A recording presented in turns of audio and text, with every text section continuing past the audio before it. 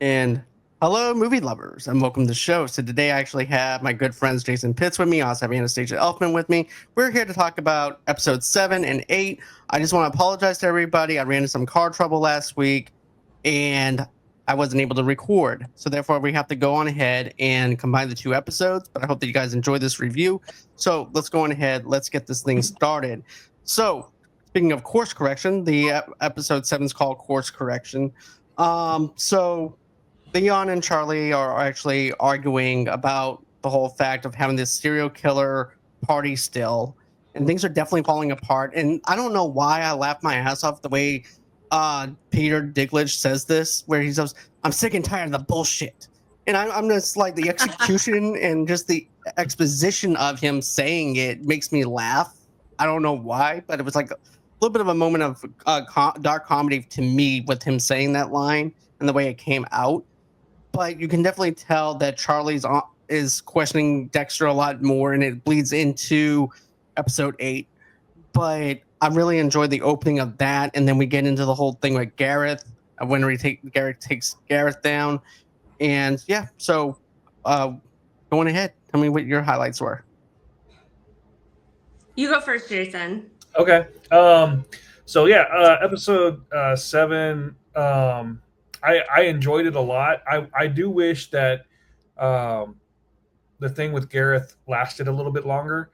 I did not expect it to just end like that. It was very abrupt, like for me, and I really wanted to see that dynamic between Dexter and Gareth play out more and last a little bit longer. I also felt like the way he killed him was very impulsive. Like I understand what he ended up doing and putting on a show for Leon, but and Al. But I also felt like I had never seen him do anything like that before. So it felt like it was super impulsive and out of character for me. So I kind of really didn't like it, to be honest. But it was interesting, and it was definitely a choice. But yeah, for me, I think this episode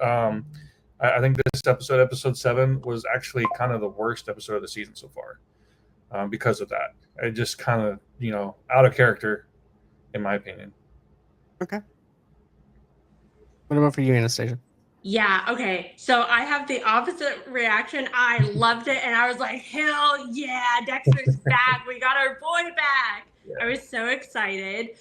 Just because I feel like we have seen him when push comes to shove, like anyone's gonna get it. If he has to cover his tracks. I mean, I feel like based off of like the OG Dexter, that we've seen him make these very fast, quick choices to shut people up around him. And in this case with Gareth, he was doing, it was calculated. He had to, I mean, he's only going to get so many times to just pick these serial killers off without somebody being suspicious. And so he had to do it in a way where he looked like he was the victim, where he was getting attacked first and then he got hurt. And that was even a calculated hurt, because we find out later with Uma that like if it was an inch to the left or right or whatever it was, then he would have been dead.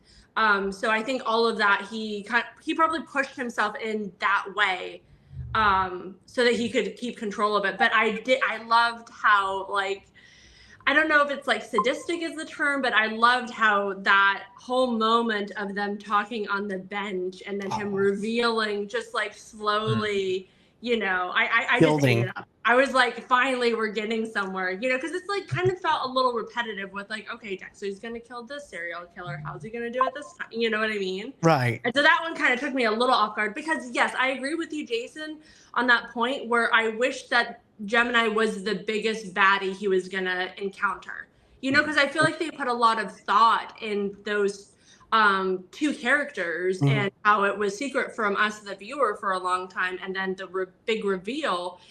And so, yeah, I thought that we were going to have another episode or two to really dive into that, because I also love the actor. So, but yeah, so that was interesting and entertaining. And I thought it was a little bit sloppy of Dexter to like grab the piece of the wine glass and shove it in his pocket, and it being so visibly bloody in that area. And I was like, how is nobody gonna like comment on that? Because that took me out of it when I was watching.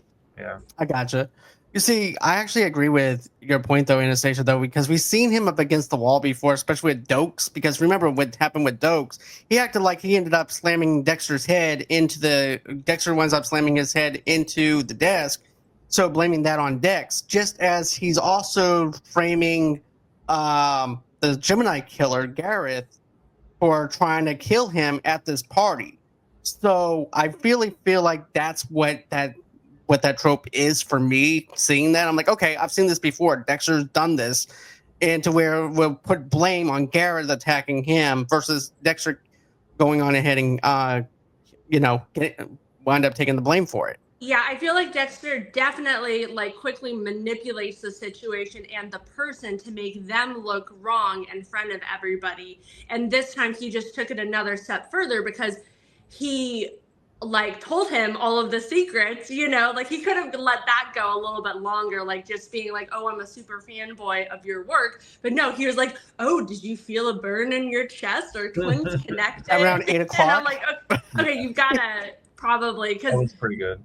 because he was like, like he's hot-headed and the Gemini killer is probably going to out him. You know what I mean? Like, right. At that point, he has nothing to live for, Exactly.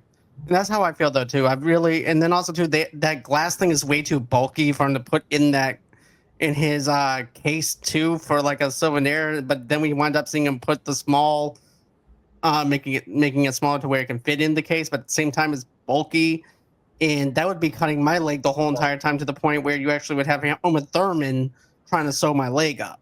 Yeah, what happened took the here? blood from the glass and put it on the slide with the other brother, so they both were on there. Yeah. Right. Yeah, I thought it was pretty interesting.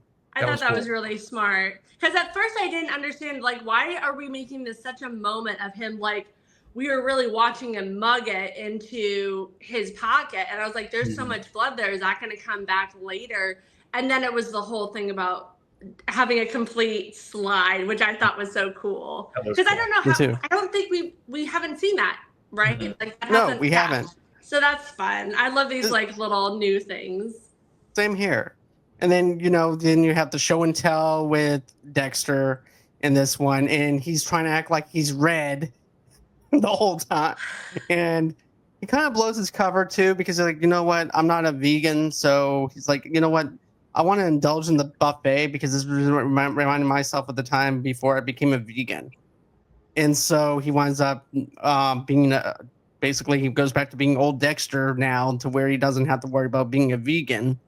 And then at first I thought he was going to reveal to everybody. He goes, and this is where this mask comes off. I thought, okay, is he going to reveal that he's the Bay Harbor Butcher in this moment?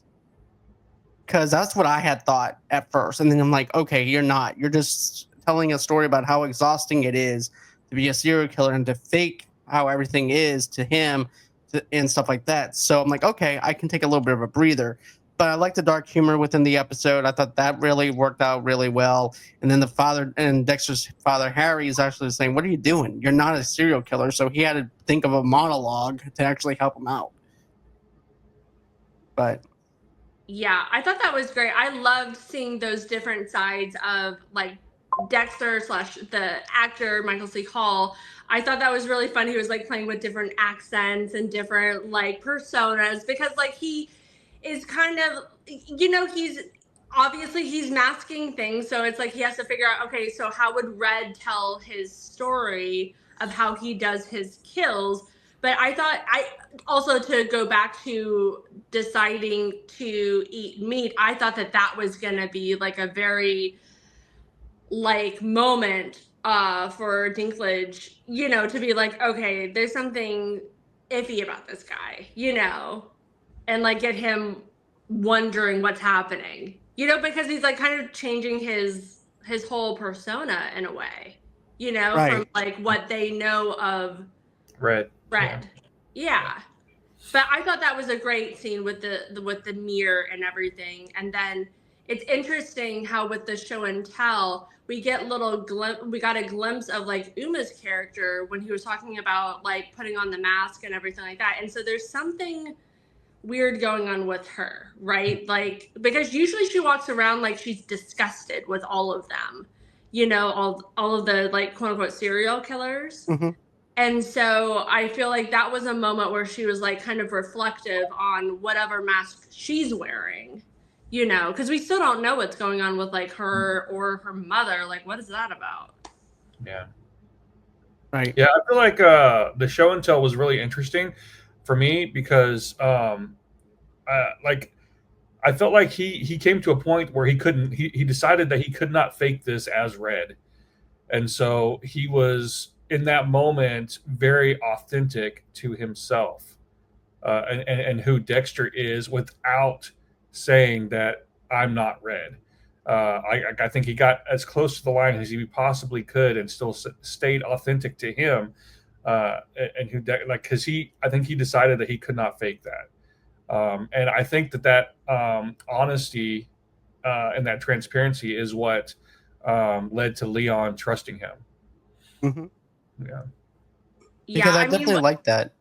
Yeah, his whole monologue was kind of like him almost reminding himself that he's Red right now. Because he just keeps on mentioning, Right. After every sentence, and Red or Schmidt or what, like I thought that was kind of like, are they going to see through that? But how crazy to see, the Rapunzel killer, his whole thing, that was tough to watch, with the whole GoPro thing. And then also, right.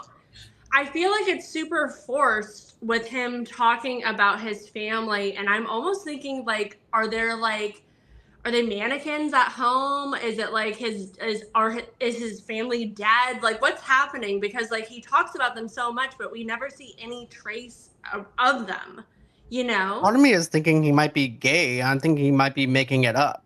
Well, yeah, which is fine. Go for it. But I think, that's what I'm getting at, because think of it like this. He likes the theatrics. He's into plays and stuff. And I think he's just trying to put on a mask for everybody else to show that, he's a family guy and things like that. But never once do we actually see him on the phone talking to his wife, although we're going to talk about the overall theme of the next episode, which is keeping your family life separate from your serial killing life. So that's also another thing that plays into this as well. So it could be a little bit of that as well with Al. So that could be another thing that I was thinking of when watching it, watching that. Yeah, it was like him like doing the GoPro, like, oh, there's a present from my kids. It's like all these little things that just kind of like take me out of it. Like, are you sure? Right. And he's like, Mr. Leon, I hope that you like what I'm about to do. And I like how, and Dexter's also having that uncomfortable feeling, just as we're having that uncomfortable feeling.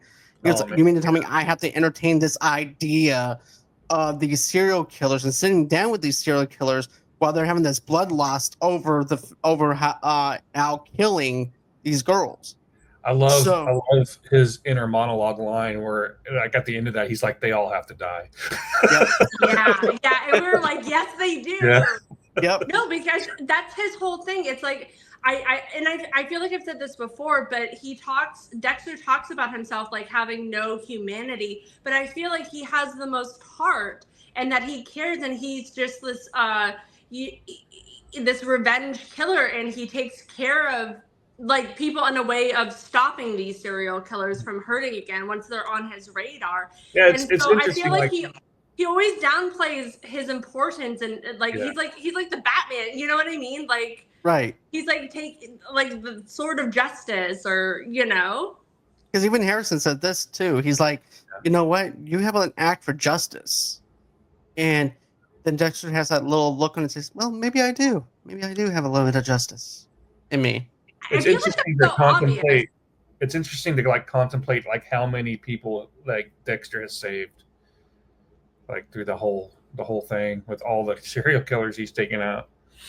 Yeah, I mean, there's definitely been a few good people like Dokes and stuff that he's had to take care of just to like for self-preservation. But yes, when you think about it as like on the grand scheme of things, probably thousands of people, if not more. But yeah, I just feel like also with his work choice, like being the blood splatter analyst for so long, I feel like that was saving people as well and getting bad Mhm. guys in jail. And so I feel like it's weird that he has this viewpoint of himself that he's this evil person, but in reality, it's like I feel like in some cases, if I was given the chance, like I would, get rid of a serial killer too. You know what I mean? Like to Right. save my family or a friend or something like that. No questions asked. And that also plays into the next episode as well, where you were talking about the fact that where basically Harrison said, well, he put a whole entire all the criminals in there, not even having to wear a detective badge. Hmm. So he mentions that to the girl that the girlfriend Gigi. But now we're gonna go into the ending of the episode for episode 7, where we finally get to see Harrison at the college. And then you're seeing this. It reminds me of the movie Copycat with Sigourney Weaver, where you actually have the serial killer watching this seminar going on. And you have 2 serial killers watching everything being laid out for the New York City Ripper. And and then he's also analyzing his own self. Dexter is. He's like, does Harrison sees me as this one-dimensional person who only cares about himself, or does he see me as his father? And I like how he opens up. He goes, look, whatever she said, I'm not like that. He goes, I love you. You're my son. I want to be there for you. So I like that whole entire thing of self-care, self-examination, and knowing and wanting to know how Harrison feels.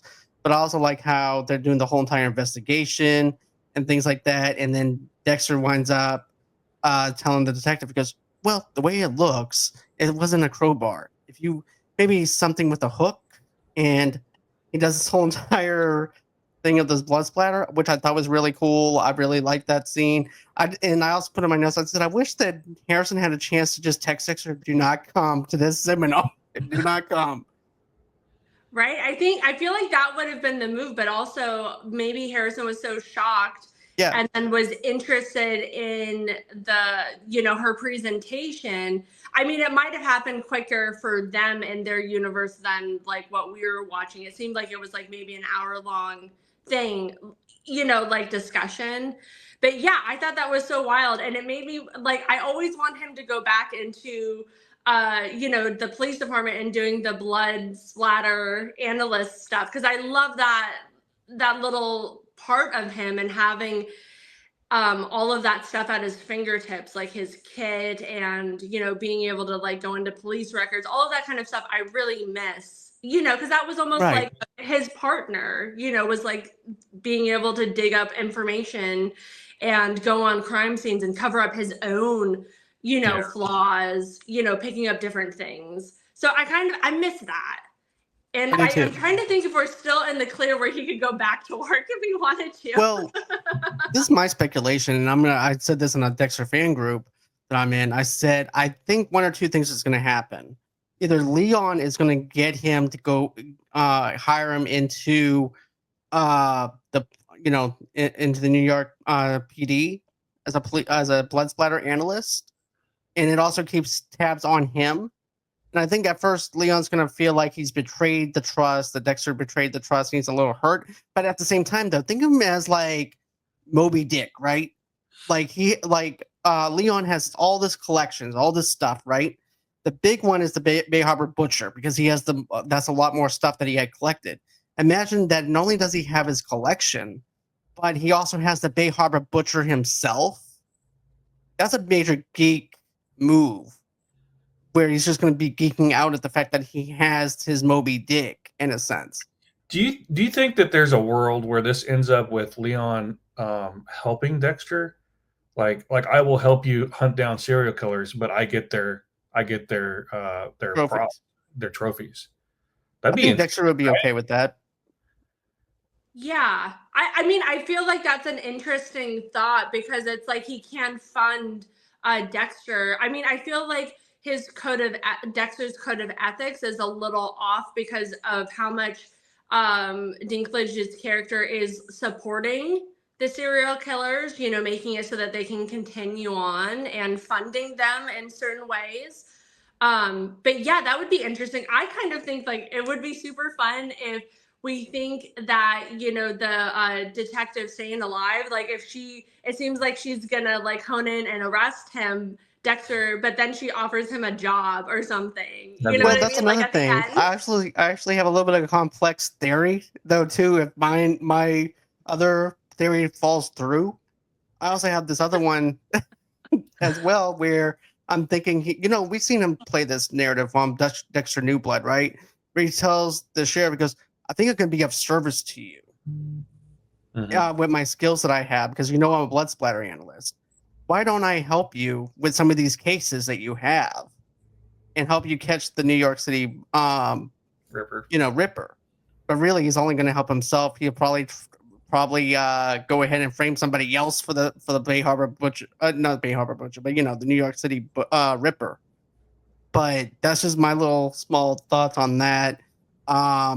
We also have another thing too, Batista. The last part is what we're gonna do is we're gonna talk about Batista showing up at Blessings, and then we'll open up episode 8 with him looking at his conspiracy theorist chart that he has. But Dexter, basically, Batista's beside himself. He's going over to the detective, and he's outside his jurisdiction. He's outside of his own self, and nothing is adding up other than the fact that the watch doesn't match what Lady Vengeance has. All it is just the fingerprints on the watch. And then you also have him going over to Blessing's house, and then whenever he has that part with where he has Garrett's blood and his twin brother's blood, he goes, it sounds like Miami. Batista. Yeah, that was so funny. But I'm like, what if Batista, what happens if Levis is trapped just to lure him inside Blessing and then look in his apartment, though, too? That's what I was thinking. Because they did a shot of just the blood, his little kit, all like it was out. And I was like, okay, are they going to end up back into his apartment somehow? Right. But no, instead they go, Batista's there. He's teaching Blessing on how to dance to the Cuban music. And then after that, Dexter goes, so, you need a ride back? I'll give you a ride. And I like how he also does surprise motherfucker to him, too. Just in Spanish. I thought that was funny. Yeah, I would say everything that they're saying to each other there's so many double meanings going on. Like, it's like, what are you doing here? Or, you know, you always seem to just cozy up to, you know, the perfect whatever. You know, like everything has a double meaning. You know what's interesting about when Batista said that is like, oh, it's funny how you just always fit in wherever you go. Batista does the same damn thing. Yep. Right? Yeah.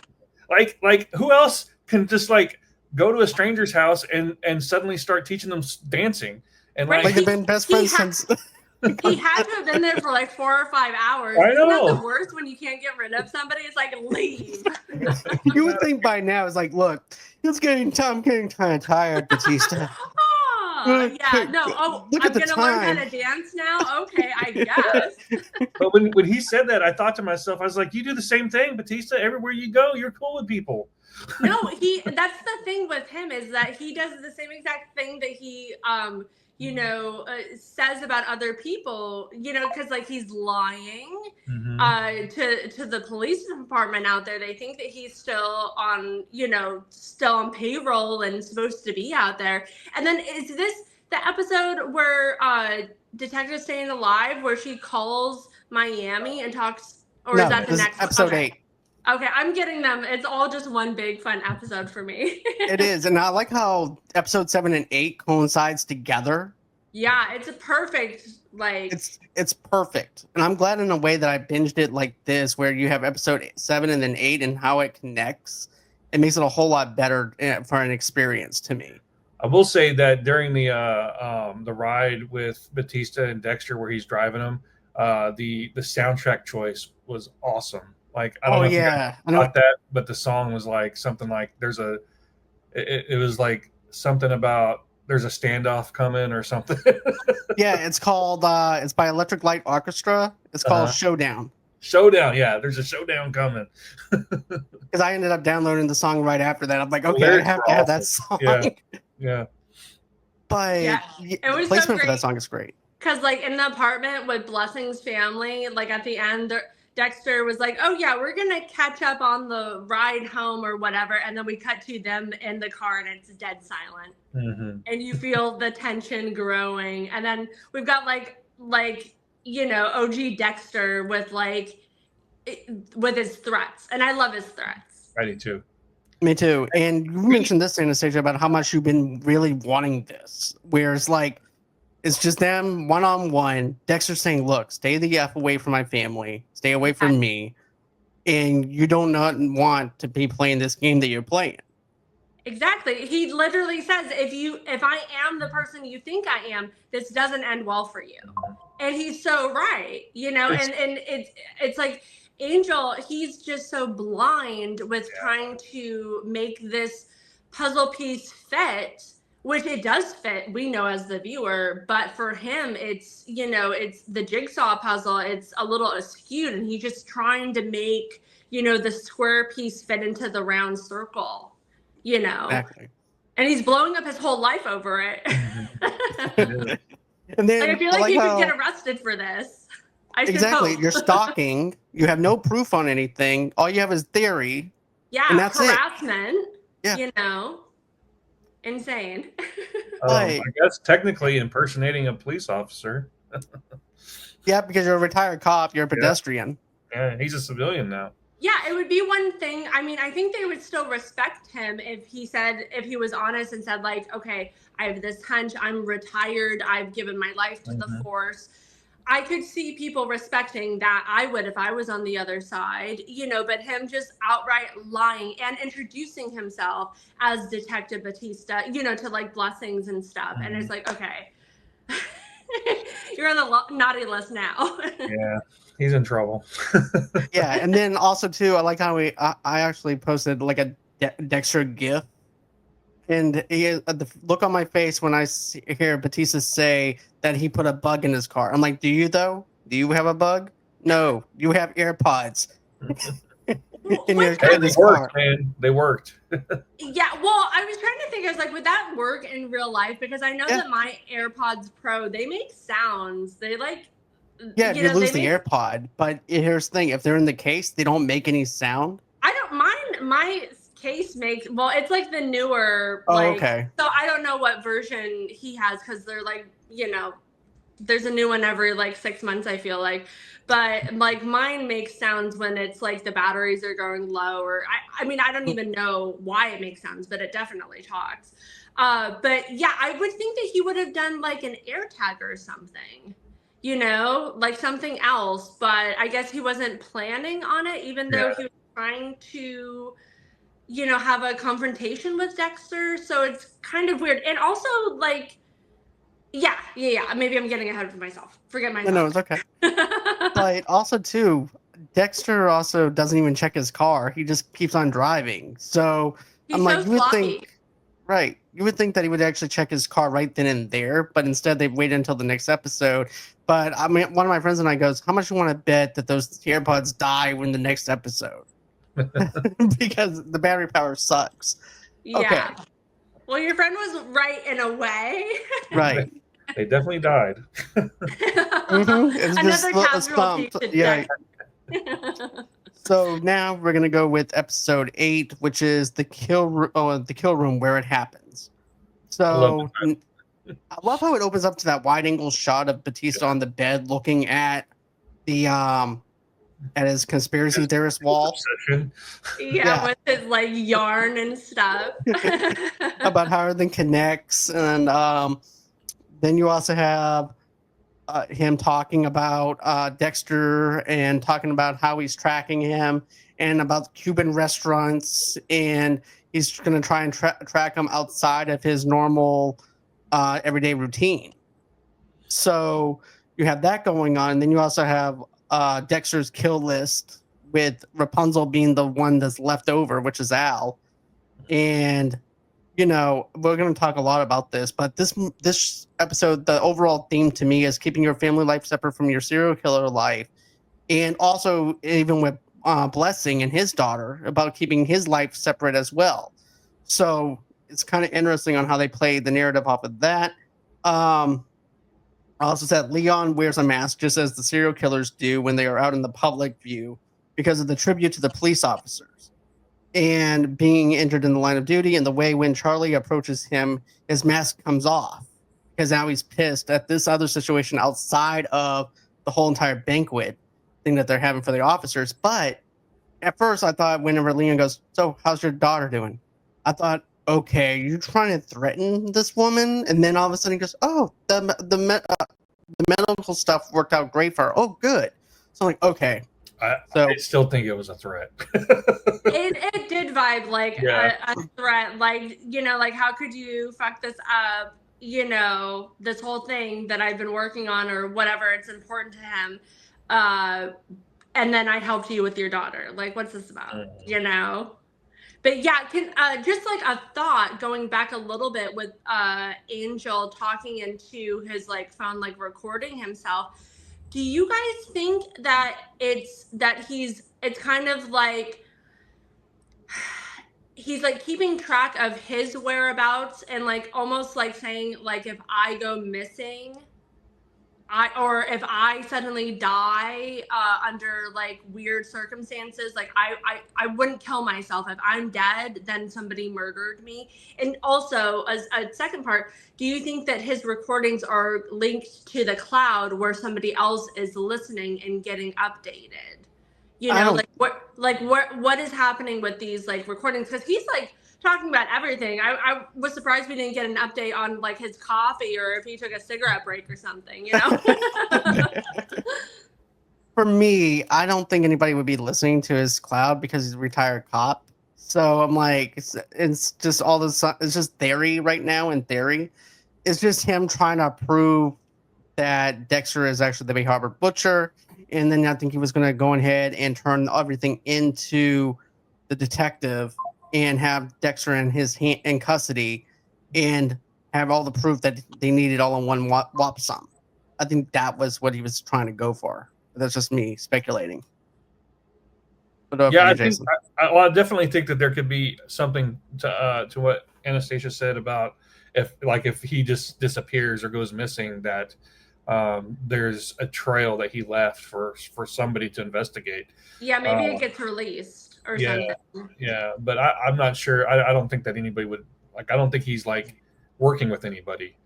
I was just trying to think is there somebody in Miami that he's still connected with or anything? I don't know, because sometimes there's these random characters that come in, Right, that's true. Someone that we don't know or expect. But then again, Joseph Quinn is actually the only one that is that knows him, and so does Masuka. But I don't see Masuka listening in on the conversations. Yeah, no, I was like, didn't he have who was babysitting for Dexter? Wasn't that his niece or something? I was trying to think maybe she would be That's ready true. to blab. Right? Mm-hmm. I don't know. I was just trying to think because he's going to so much effort to record every little thing. True, but every detective pretty much records their own stuff though too. So it's kind of like that thing of the police force never really left him. So he's thinking that he's still working this case when he's not working this case. Even Joseph says, well, he's retired. So so maybe it's a trope. Yeah. Works for me. But then what did you guys think about the whole entire thing with Leon and Charlie in the kitchen? He's like, what do you pay me for? Just to keep me safe. Okay, then do your fucking job. Mm-hmm. And so she brought everything that Leon said and broke everything down with the manipulation and the killing of Gareth and the serial killers and things like that. It's exactly how it happened. And Charlie goes, well, we don't know enough about Red. We don't know anything about him. All we're doing is going off of maybe I might have missed something or something like that. And then after that, you don't see any more of that happening. I feel like I feel like Leon was in that scene. She presented everything, and he was like, "I trust him. I think he's good." But that last line, I also feel like he said, "Look, I don't believe that you're right, but go ahead." Like I think he gave her permission to investigate. Yeah, Like that's when he says, "Go do your fucking job." Yeah. Yeah, I agree. Yeah, I actually on this episode, I had to pause it because I was like telling my husband, like, okay, so he's like a billionaire. He's like, he has everything at his fingertips. Like, you're telling me that Dexter is walking around town and they're not trailing him? Like, they don't know. And I was like, Dexter is so not pretending to be red when he's out and about. Right. He is not covering his Completely tracks 100% Dexter. at all. Yeah, he's like 1,000%. He's walking around with like friends and family. And it's like, you would think that, I mean, if I thought that, if I'm dealing with somebody like that, I'm definitely thinking, okay, I'm going to be trailed. I'm going to be under surveillance. I'm going to have this persona, just like kind of like how the Gemini killer, like they had their whole code of not being seen together or anything like that, And it's like, for me, if I was Dexter, I'd be like, okay, when I leave my apartment, I've got to be red, because who knows, like, what he has, like, can Dinklage like watch like just like the regular surveillance cameras because he's connected to the police, like, of buildings like in the city, like, you know what I mean? Like, I feel like nothing is off the table for him, and so that kind of bugged me. It's like, how do they not find out that he's dead? Because I was also thinking the same thing too, though. Like after he gets done with the party and stuff like that too, I'm like, he's a billionaire. Wouldn't he be tracking you and stuff? And that was my first thing that I thought of. I don't trust you know what I'm saying? You shouldn't trust billionaires who has their hands in their pockets with FBI agents and police officers. What makes you think that they're not going to have tabs on you? And also with them all getting their cars in one lot and leaving them unsupervised for so long, and him taking them away on a helicopter, I could see somebody else besides like Charlie putting trackers on. Like, that would be my go-to if I was a billionaire and I want to keep track, because maybe I'm worried that they're going to come kill me, or Leon himself. Yeah, that's what I mean. Yeah. Yeah, right. So, I got you. yeah, and so like I feel like that's just like a little bit of a hole, like, because we're just making him such a big force, and that he's so connected with the police and they want to do everything they can to make him happy, and he's like probably bringing them funding and spotlighting them, and you know what I mean? Like, people like bend over backwards for other people like that, Right. So let's see. Now we got Steve Sharippa, which is the guy from The Sopranos and stuff like that. But everybody was speculating maybe Harrison really killed the landlord because he hasn't been answering his phone. But I was thinking to myself, no, if you're a shitty landlord, you're not going to be answering this person's phone. Yeah. So I was like, so I put that off. But also too, I was thinking that Harrison might actually kill him after this, but it winds up being the opposite. We'll talk about that in a minute. Then we actually have Dexter decorating the kill room in a wig shop for Al. The perfect way to get rid of Al. Dexter's shoulder is still hurting him. Batista tracked him to the wig shop. So my question on this is, like, is this wig shop never open? Like how long was it between Dexter setting up the kill room for Al, and then I don't know, like he went there, he set it up, he left. Like, who owns this wig shop? Well, there was like a scene where he walks up and there's like a sign and I don't that know who says, would leave a note, but they said that they're out of town for X amount of time. for vacation. He knew it was going to be abandoned. But also, it's like, why would you say that? Because like then somebody's going to rob your place. Mm-hmm. It's so weird. And then later on, it's like, I don't understand why Dexter, because at first I thought that it was just one big room. And I was like, okay, that's why Dexter put the plastic sheeting over the front. But then we go in there and there's a separate room. And so he did a double kill room. It's like, why was it? Because that's what kind of led Angel, Incident, that tipped him off because he's like, oh no, the plastic sheeting, that's the call. Plastic. Oh no, not plastic, that's the call sign.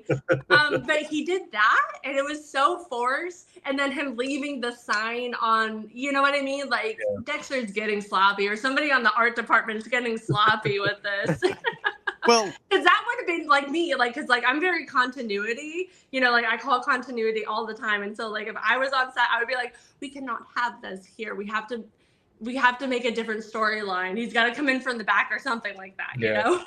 Well, like he finds the car in the back. Well, my first thought was this though too. With him, don't forget them. We actually have saran wrap everywhere. We have it near the mannequins. We have it over here where the wigs are. My thing was this: he could also use the excuse that they're under renovations as well, even though they're on vacation. Yeah, I guess my doubts are up just because it's such a calling card for Dexter. You know, like I gotcha. And then Batista would be on that because he knows what like the Bay Harbor butchers kill rooms look like because they've like investigated them. You know what I mean? So that's where I was like, oh. It's a little goofy, but you know, it's still fun. No, I agree. It was still fun. Like the saran wrap at the front of the store, that made no sense. Like the front. Once he goes in there, he goes down a long hallway. Like he takes forever to get from the front to the kill room. Because I was thinking, I was like, is Dexter really gonna kill this guy? Like in the front area, like right when like people are just walking past, there's all of a sudden like a blood splatter or something. That's how they get the red dye inside the wigs. You know, they just use the blood splatter. But you know, but that store looks small from the outside, and the inside it's 10 times bigger than what it's anticipated. Because in New York stores, because I'm also from Boston, I also know the layout of a small store. It's not that big. You have a back, but it's not as big as what they made it out to be as far as this wig shop is. Mm-hmm. But they could always use the excuse of, I'm basically using renovations, and that's why the plastic is up. But then again, they're on vacation, so why would they have? I get what you're saying. There's a continuity error within it when you're looking at it. Yeah. But the other thing though too is, you know, at first Batista's like, well, where is he? Where's Dexter at? I tracked him all the way over here. He doesn't even know where he's at. He's parked in the alley. So that's also slick on Dexter. So I really like that part of him fooling Batista with that. And then Dexter's shoulder hurting. I'm like, okay, how the hell are you going to get Al into that car with your shoulder hurting? And then he winds up getting the needles put in him by Blessing's daughter, which is the acupuncture needles. And even with the needles, I don't think it would actually be that quickly to where, like, you know what? I'm good to go. I'm healed. I'm going to go on ahead and start putting this guy in the trunk. I've never had acupuncture, but maybe. I don't know. I never had it either. So yeah, same. If it's able to heal your muscle like that fast. That's the case. I need that. Both of those guys, like the landlord Big and dudes. then they're big boys, you know. And I thought that was so funny with like when he gets the landlord in, and then there's like somebody just on their phone walking by. It's so true. Like how many people are on their phones all the time? They would not notice anything happening. I like it because I love New York. Love New York. But also, it's like, do you think that Dexter was planning on, I'm talking about the landlord, he didn't really meet the specifics of his code, you know, because he was like, I feel like he was having this like discussion with like his ghost dad, like, you know, it was like kind of like a moral issue, like, are you sure you're gonna like kill this guy? He doesn't really meet any of the stuff, and Dexter's like probably thinking like, yeah, he's probably killed somebody, you know, and like trying to figure that out to make it justified for him. But also it's like kind of weird because he like had the pantyhose over his head and everything. So it's like, I don't know. I'm debating on if he was, because that in the moment it felt like he was gonna let him go, but it's like he's still recognizable.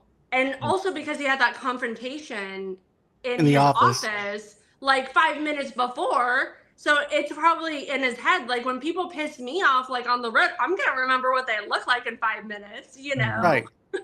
But also too, though, it was dark at night. And another thing as well, I want to mention this too. He calls up Red first after confrontation with the landlord, I believe, and that falls through because remember he was going to go ahead and get coffee with Al, and then Al cancels out on him, and he goes, "Look, man, I'm already heading out of the city and stuff." So he already had that itch to want to kill somebody. And at first, I put in my notes, I'm like, "This is very impulsive of Dexter to want to go after the landlord." Then the way he does it, I'm like, okay, never mind. Because even his fallen father goes, "You're kind of reaching, aren't you, Dex, with this whole entire thing?" He's looking through the coding of the apartment's rules and regulations to make sure, like you said, Anastasia, with if he fits the code or not. And he goes, "You're kind of reaching, Dex. This guy does not fit the code." Yeah. Just me personally, I don't think he was ever going to kill him. I think he thought about it, but just the fact that he wore the pantyhose thing tells me that he was going to let him live, because he's never done that before with anybody that he's killed. Like, he wants them to see him before he kills them. So I think he was going to let him go. Like, yeah. Yeah. I was kind of on the edge of it because it's like it was almost like the lollipop got pulled out of his mouth with Al ditching. And also, I mean, like to step back on that whole situation, like how forced was Dexter? Like he was not being casual at all. He was very forceful on very weird. And that probably raised red flags with Al, this like serial killer. Like, okay, all of these people are dying around Red, and he wants to meet with me. Like, I'm next. I don't even think he went to the Broadway show. Same. I think he just left town. Like, the telling thing in that whole thing is when he threw the phone out the window. Right, because remember this, though, Jason. Yeah, that was later. But I think with him making plans, I think he wanted to know that, like, Red was in a spot planning to meet him so he couldn't be followed out of the city. And I don't think he ever went there. I think he left wherever in that first conversation, he's like in his hotel room. I think from his hotel room, he left the city. And so he was probably like hundreds of miles away by the time we tracked back where Dexter's like, "Oh, I'll just meet you on the road." It's like, what? Like, how weird, you know? But also, too, another thing that conversation with Al on the phone and stuff like that, where Dexter's like, "Well, I can meet up with you, da da da da." He goes, "Oh, my bad. I'm sorry. I didn't mean to. I forgot to tell you. I already texted Leon." So I'm thinking to myself, did he tip off Leon on how creepy Dexter is acting to put Charlie in that position at the very end, Charlie and Leon, to track him? Because then he throws the phone out the window. So that's a burner phone. So that makes sense for a serial killer not to have an actual contract phone or anything because it's a burner. But I was just thinking, did he tip off Leon in that and made them track him? Yeah, that makes total sense. That makes total sense. Because his guard would be up with everything happening, and then Dexter/Red acting so crazy to want to see him, and then that's right, he did say that. Yeah, and it's like kind of like, how long has Al been going to these dinners? How much how well is he secure with Dinklage's character? You know, that whole thing. Right. You know, has it been like 5 years? Has it been 10 years? How long has he been active where nothing like this has ever happened? And then all of a sudden Red comes in. So yeah, I mean, I kind of wish that this whole thing, I feel like it could have happened over a few seasons, you know? I feel like I would have liked to spend more time with some of the other serial killers. But I guess, I mean, there's always some looming serial killer that Dex has to find in the background, you know? And so I guess that's like the Ripper. Right. And that's what I wanted to mention though, too, because you mentioned this earlier too, like, you know, about how rushed it was to kill off Gareth and stuff. But in the back of my mind, I'm like, think of this as like a video game. You have all these other little minions you have to go ahead and kill before you get to the big bad. Little So boss. I'm thinking, The boss fight. Yeah. right, exactly. So the boss fight would actually be the New York City Ripper. I have Yeah. a new theory on who it is. Oh, do tell. I think it's the lead detective. I think she investigated herself and like could never find like, oh, I can't find him. Well, That would be also, convenient. Yeah. right, but also too though, people are saying, well, the voice doesn't match or anything like that. They could use voice changers and stuff like that to make it not her. But at the same time, though, she's also using a one of those things to actually take off manhole covers. So it's Yeah. like, does she have enough strength to be able to use something like that? Yeah, she doesn't look like she's like totally beefed out. You know what I mean? Like, Right. she's like kind of like, it's like you can tell when somebody, has, their neck and their back and everything. And she's like a little bit skinny arms. So I don't know, maybe. Yeah, so I think that maybe the Staying Alive detective, maybe she is one of the victim's sisters, because they were talking about earlier that the New York Ripper has been calling a surviving sister and kind of antagonizing her. And so maybe that's how she's connected to the Ripper. Or, because like there has been time where the Ripper didn't kill. Maybe she got so warped and went crazy and took up the reins, so to speak, It's interesting. You see, and I was also thinking it might be Harrison's girlfriend Gigi with her having nerve damage for some reason too. But With the blonde, that one? Yeah, the blonde.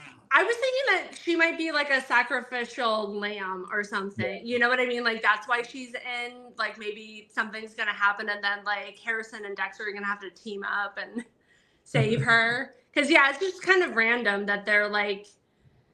I mean, what we have like 2 episodes left this season. Is that right? Right. Yeah. Like it's so weird to like introduce somebody. Yeah, brand new. He's already got like another girlfriend, so it's like. Well, and I was thinking that when they were coming down the elevator, I was thinking that they were going to bump into her and then she was going to get jealous or something. And I'm kind of glad that they didn't do that trope. But I was kind of thinking, because there's a little bit of like chemistry between his like work partner, and like the kid, and how he's like supportive of her and stuff. See, I was thinking the opposite, though. I don't think that they're boyfriend and girlfriend. I think that they're just friends. And he just watches the kid and stuff like that, because I know people that are like that. So. Oh, totally. No, I'm not saying that they're together. I'm just saying that there is a little bit of chemistry. And even Harrison mistook some of her vibes for being interested, and he tried to kiss her, right?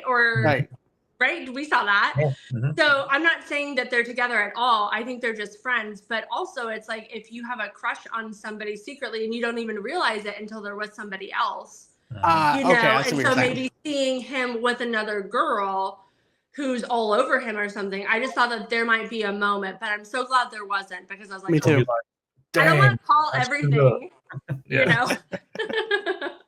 I'm glad it wasn't like that. And I like the joke in between Gigi and him, though, too. It's like, I always thought my first time would be in a fancy hotel. He goes, what? He goes, I'm just fucking with you. I definitely like those little jokey moments. It's she definitely screws with him a lot. It's funny. Yeah. Yeah, she's kind of a brass character, right? Right.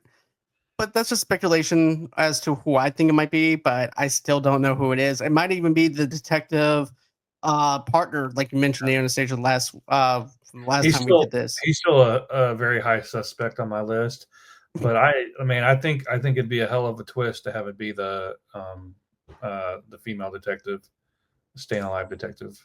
Yeah, I thought it was great. I mean, it's funny because it feels like the male voice that we hear during her lecture, he seems kind of familiar. And I don't know why. Maybe that's just like a big grasp, but it just like the voice kind of feels familiar. Well, and I'm not saying it's like Dinklage or anything, but it kind of vibes a little bit, you know? There is a theory going around in right now in the Dexter group that I'm in, where people are saying it's the Trinity killer's son. I've thought of that too. So that could be it, though, But too. I feel like the timeline is a little off, right? Because like, how long has the New York Ripper been killing to have like X amount of time off? And it's like, has he been killing since he was a toddler? You know, Yeah. like Right. I feel like the New York Ripper has been killing for a while. right. Yeah. So that's where I thought that maybe it was going to be Leon's first, like the killer that he visit, like his first kind of like serial killer.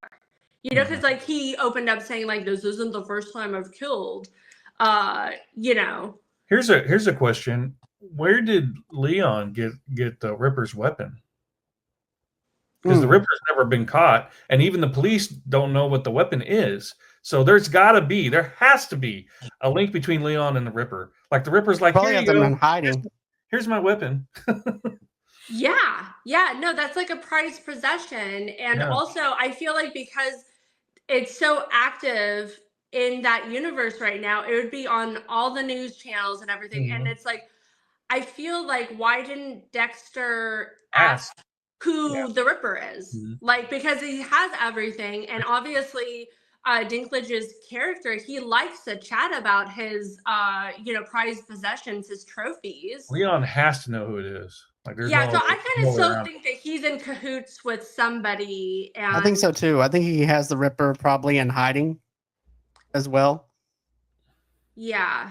I mean, there's so many versions of this that all kind of make sense. But I was also wondering when the woman detective, when she calls Miami and talks to, what's his name? Quinn? Joseph. Yeah, when she talks to him, like, does he know that Dexter is still alive, or does he not know? Because she doesn't ask him anything about Dexter. Like, nothing. No, because this is what happens, okay? So Batista, this is after Batista winds up calling her. He goes, look, I got a body here. I've got proof that the Bay Harbor Butchers is here. You need to come down here. And then she comes down there, and so does her partner, and goes, wait, you don't have a body. You don't have anything. Well, I ended up stopping him before he could do anything. There was this guy that ran out of the wig shop, and what does he look like? Well, he's big, got black hair, looks Italian. Because, well, pretty much half the people in the city and also in the police force. So you don't have a case at all. It makes him look like he's a crazy stalker. And he's also saying this, you act like that you guys, that I ended up putting all this up myself, and I'm the one who's and she goes, well, it's funny that you would actually say that. And that's what Wallace says to him. But then after that, she's looking through the Bay Harbor Butcher stuff. And then he calls Joseph Quinn up. He goes, yeah, I'm just talking about this case that we're working on, the Bay Harbor Butcher case. He goes, oh, that case has been closed for years. He goes, do you know, so is Batista, matter of fact, your captain is here. Batista. He goes, Batista? He's retired. So that's whenever I'm thinking that she's going to go ahead and get him out of New York at this point, but he's not going to leave. I know he's not. Yeah, I mean, so much in those moments, it's like, what fate for Dexter that he didn't get caught, and then also is like kind of making it look like Angel's the Bay Harbor Butcher, which is so brilliant. And, just by fate, like it wasn't planned. He just walked into that scenario.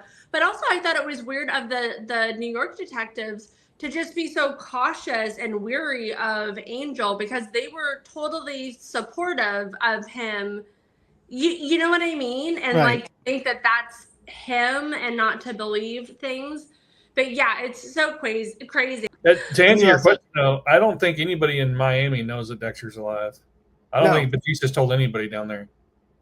Well, yeah, because that would rat him out, right? Because he's not supposed to be there. He's like impersonating what you guys were saying. He's impersonating a detective, which is crazy. But yeah, so just having the whole kill room, and then, him just looking like he's psychotic. Because, yeah, the victim just vanished. He doesn't have a name. He barely has a description. You know, and then like when he shows them like, oh, look, this is where Dexter is. And then, you know, Dexter. Yeah, because at that point he finds the AirPods. He's like, I had a tracking device. Really? So you got a warrant? No. This makes them not want to trust them, though.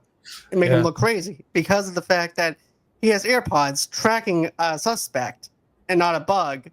And that's also making him look suspect as well. And then Dexter's also pissed off at Batista for putting this in his car because I got to do something with Batista. I'm like, technically, you don't have to do anything with Batista. Because he's doing it to himself. Yeah. Right. Yeah. Yeah, he's like burying himself with everything. Yeah. And so he's going to be like this raving lunatic at the end of this like season, you know, like Dexter, it's him. And then he's like in jail. I can see him with this conspiracy theory. It's like, you know how in Gotham and Arkham Asylum where you have like different killers and stuff like that, they all have their own themes inside their jail cell. Here's Batista with the conspiracy theorist wall of the Bay Harbor Butcher. It's gonna be like a huge photo of like Dexter Morgan's face, and then like all of the like Bay Harbor Butcher like stuff around it. It's gonna look like and a Dokes is gonna be next to him. Yeah. Yeah, and there's gonna be like little candles. It's gonna be great. All the fangirls are gonna be swooning. But another thing though too I laughed at is like when Dexter has the stocking on his face, and then he's talking to Steve Sharippa. He's like, "So do you think you can change?" And then, and then when Harrison also tells him, "So, but how did it go with the landlord?" He goes, "We had a heart-to-heart conversation. You threatened him, didn't you?" Yeah. Yeah. And then this is the last part of it. So Leon at the end, finding out that Dexter has a son, it explains the question is, can Leon still trust him? I wonder if Leon will geek out because Dexter is the Bay Harbor Butcher. And this also leads into my whole entire thing. I'm thinking he's going to feel like Dexter betrayed his trust. I think after a while, he's going to warm up to Dexter again. And this is great white shark that wheel that he's been wanting to have.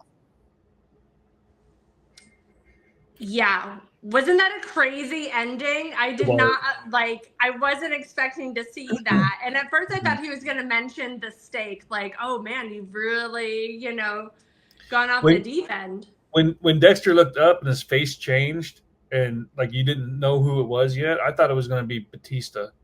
I was not expecting Leon. It could go a lot of different ways, man. Honestly, it'll be interesting to see which way they choose. I mean, Charlie looked really happy outside. She's like, "Yeah, I got him. I got him. I told you. I could just see. Told you he's a creep motherfucker." Right, but I like how Leon walks in there and goes, "Red, you didn't tell me you had a son." And the look on Dexter's face, though, is the same reaction that he had when Trinity caught him in the police station and stuff. So it was that same shocked face that we've seen back then. So I thought that was pretty cool. And then I thought to myself, please, Harrison, don't ask him why he's calling him Red. Please. I know. I was like, he should know by now to just shut up. Like, do not, like, your dad has, like, a total different life. I mean, he doesn't, Harrison doesn't know about the serial killer stuff, right? And you would think that at this point, like, with Dexter trying to be more honest with his life, that he would just say, like, hey, I fell into this thing on accident. Now I'm, you know, taking care of them or whatever, but like be cautious because people are watching. You know, like I would think that he would debrief him a little bit like that. Right. But yeah, that was so like my heart sank just like looking. But what a fantastic actor Michael C. Hall is, just all in that moment. That was like a 2 seconds worth of acting and how just oh my God, he's so talented. He really is. I was actually mentioning that earlier when we were talking about when him and Batista were in the car and he threatens them, just how dark he's able to look. And it's so crazy that he's able to go from like do that with, you know, super talented dude. Yeah, so much range. He's so talented. But also real quick, I think when the woman detective, when she was doing research like on the Bay Harbor Butcher, didn't we get an article that kind of connected the original Sin, like with Captain Yep. Spencer. Yeah. Yep. And wasn't that sad? Like we're doing a tie-in with that, but then that show just it got renewed and then canceled in the same week. It's Isn't so that crazy? Yeah. But now, It so just now we've sucks got like because this weird side thing that connect. You know what I mean? Because they're building that world, which I love when you can do that. And it was a good Right. show too. I really liked it. I thought the casting was amazing on it. I really liked it. I enjoyed Dexter Original Sin. I thought the casting of it was really good. The actor that plays Michael C. Hall's character has knocked it out of the park. The guy who plays Masuka knocked it out. Everybody was on their A game on this. It was perfect casting. We're right on through. The storytelling was really good. They kept up with the original lore of Dexter, even though we knew parts of it, but they also expanded it, which is a hard thing to do after so many years of us with a character. So I really enjoyed it. I do remember whenever they renewed it, and then all of a sudden Paramount now is going into a new regime with new studio heads, and now they're focusing on other things aside from Dexter Original Sin. But from what I heard, and this is just a rumor right now that I've heard, that they're still going to continue with Dexter Resurrection, and they're still going to use the actor that plays Dexter, the young Dexter, In flashbacks. Oh, interesting. Yeah, no, I think they're like, isn't that official that they're getting a second season with Resurrection, or is that Right now I'm putting it as a rumor. Right now I know Screen Rant posted it, but I'm waiting for other confirmations to come through. So once I find that out, then I'll put it as fact. But right now, that's the only source I have to go on. Yeah. Well, I love original, like the old school original Dexter. That's my favorite. And then I would say Resurrection, because it's like we get Dexter back, kind of in his like old glory days, I didn't really have an attachment. I thought that it's hard because Michael C. Hall is such a nuanced and amazing actor.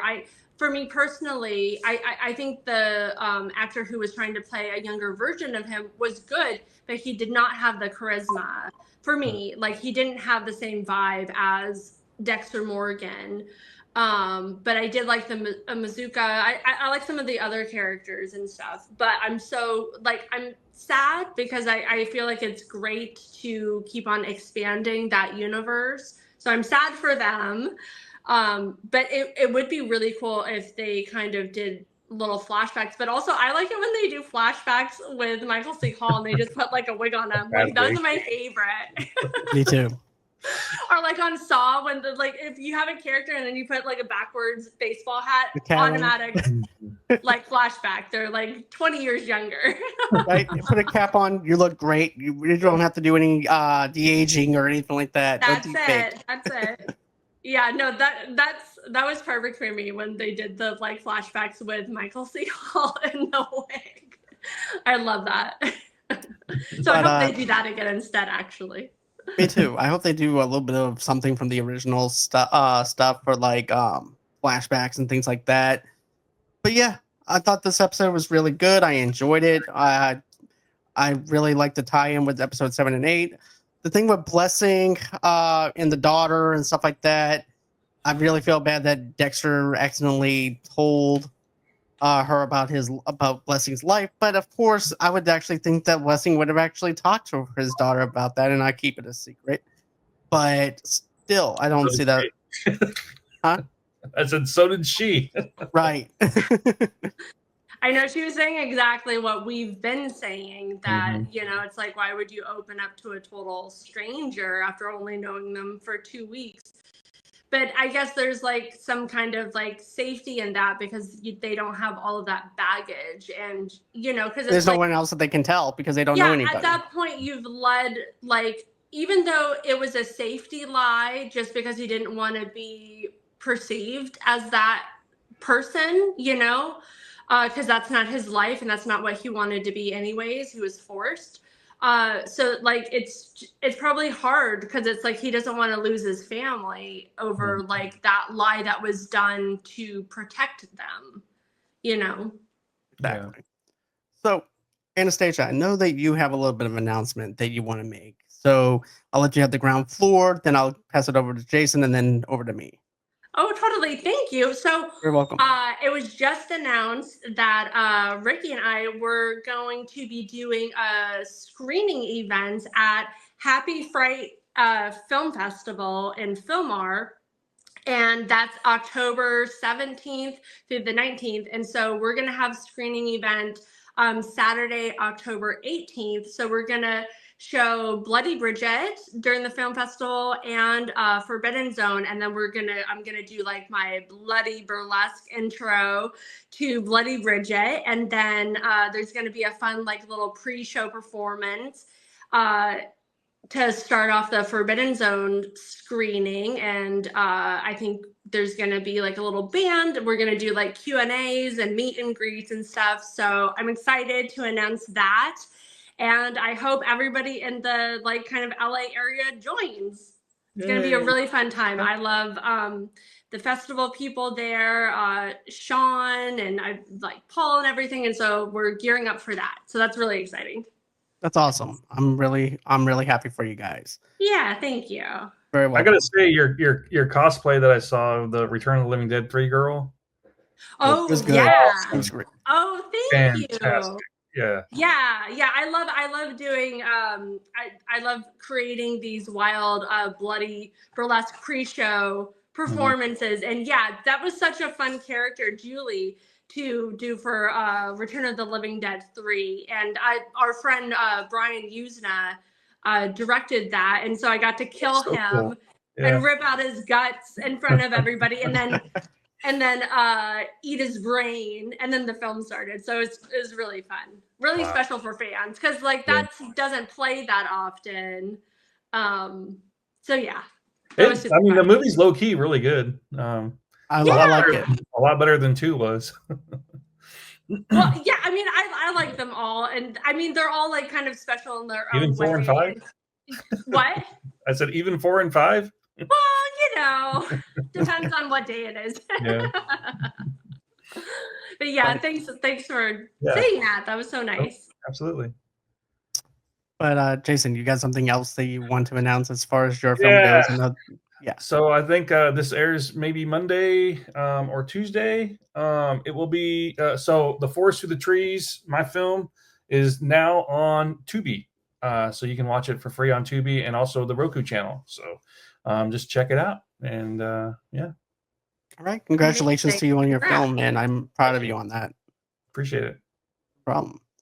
So okay, so I have a couple of announcements here. So I have Beth coming on for the Made for TV Movie podcast on Tuesday, and we're going to be talking about Summer School. We're going to be reviewing the 1987 movie Summer School, where I have Josh Prey coming back on September 10th at 8 o'clock Central Time, 9 o'clock Eastern Time. We're going to be talking about Who Asked for This, which is sequels, reboots, and stuff like that for films that people wonder why the hell did it even happen. So we're going to be talking about that. And then I have Doom Generation podcast. We're going to be doing Airborne August 28th at 8 o'clock Central Time, 9 o'clock Eastern Time. Joe will be coming back on September 2nd to do our Rookie of the Year review. I know I'm a little behind on some of this. Like I said, I ran into some car trouble. I apologize for missing out on our Dexter reviews and stuff like that to you guys. I'm so sorry for that. I'm sorry for having to reschedule stuff. But hey, I'm here now. I had a rough 2 weeks ago. So it's always a pleasure to actually have you guys listen to our show. So do me a favor, go over to Apple Podcasts, go over to Spotify, tell me what you guys think of our Dexter After Show. Give us a 5-star review, and also too comment with I like to geek out with you guys and things like that too. So go on ahead, or if you want to, just email me at movielovesunite@gmail.com. And that's going to be it as far as this review goes. I hope everyone has a great and safe day, and we'll catch you guys on the next one. See you guys. Thank you, Jason. Thank you, Anastasia. Absolutely. Thank you. You're very welcome. All right, guys. Bye-bye. In a town blanketed in snow, a man hides his truth beneath layers of flannel and plastic wrap.